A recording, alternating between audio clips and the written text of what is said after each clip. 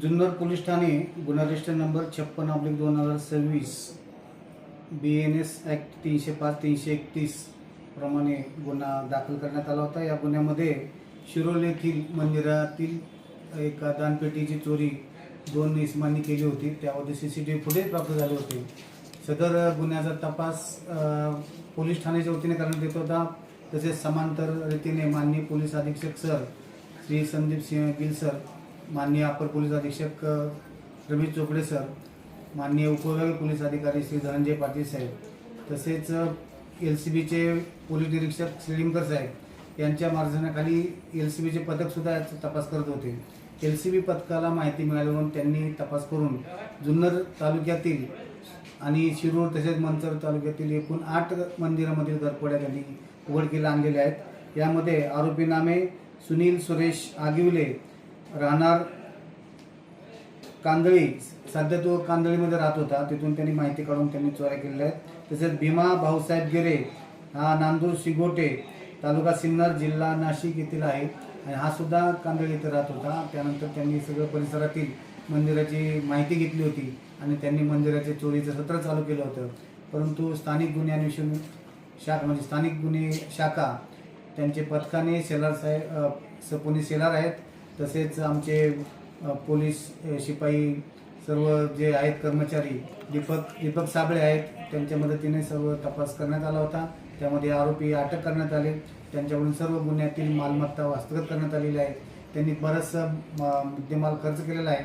त्यापैकी जो मुद्देमाल मिळालेला आहे तो आम्ही संबंधित मंदिर जे संबंधित जबाबदार व्यक्ती आहेत त्यांच्या ताब्यात दिलेले आहेत। आज शिरोली येथील पोलीस पाटील आणि ज्यांनी आपल्या गुन्ह्याची फिर्याद दिली होती त्यांना सदरचा मुद्देमाल यांच्या ताब्यात सदरचा मुद्देमाल दिलेला आहे आणि सर्व ही कामगिरी स्थानिक गुन्हे अन्वेषण विभागाने केलेली आहे।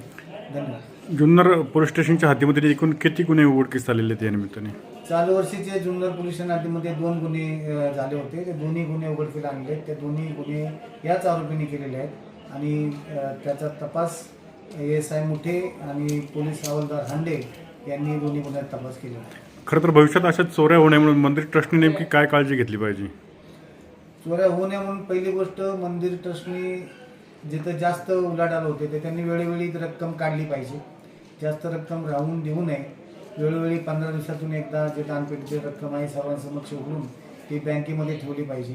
दुसरी गोष्ट CCTV कॅमेरे आता या मंदिरामध्ये लावले होते, परंतु त्यांनी तोंड झाकून गुन्हेगारांनी आरोपींनी हे कृत्य केलेलं आहे। तरीसुद्धा आपल्याला त्यांचं एकंदरीत बॉडी लँग्वेज वगैरे समजून आली, त्यामुळे सुद्धा आरोपी शोधायला आपल्याला मदत झालेली आहे।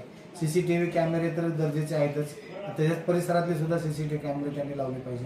फक्त मंदिरासमोरचेच असावे असं नाही तर परिसरात सुद्धा असावे। जिथं जास्त उलाढाल होते, मंदिरामध्ये जास्त रक्कम येते, त्या ठिकाणी रात्रीच्या वेळेस सुद्धा एखादा स्वयंसेवक नेमावा किंवा ग्रामस्थांच्या वतीने एक ग्राम सुरक्षा दल असते, त्याप्रमाणे एक प्रत्येक घराला किंवा प्रत्येक ग्रुपला एक असं वाटून देण्यात यावं की त्यांनी आठवडा रात्रपाळी करावी, जेणेकरून गुन्हेगारांना जर माहिती पडलं की त्या ठिकाणी पहारा असतो किंवा लोक असतात तर ते चोरी करायला धजावत नाहीत। ते सुरुवातीला रेकी करतात, नंतर अशा प्रकारे चोऱ्या होतात। त्यामुळे आपण सर्वांनी दक्षता घेतली पाहिजे।